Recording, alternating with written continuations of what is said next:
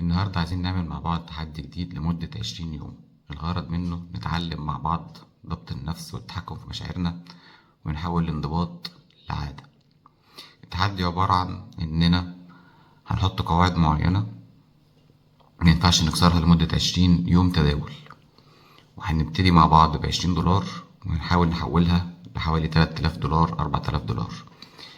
النجاح في التحدي ده مش ان احنا نكسب، مش مبلغ معين نوصل له. التحدي ده ان احنا نكسب فيه، ان احنا نوصل لمدة 20 يوم ما بنكسرش القواعد بتاعتنا اللي احنا حاطينها للتداول. ليه 20 يوم؟ لان بعد ال20 يوم دي الموضوع هيتقلب لعادة، ودي اهم حاجة. بس التحدي ده للناس اللي عندها خبرة حتى لو بسيطة في التداول، علشان فيها مصطلحات وحاجات لازم تبقى معروفة للي هيشتغل. خلينا نخش نتكلم عن القواعد والحاجات دي بسرعة عشان مضيعش وقتكم.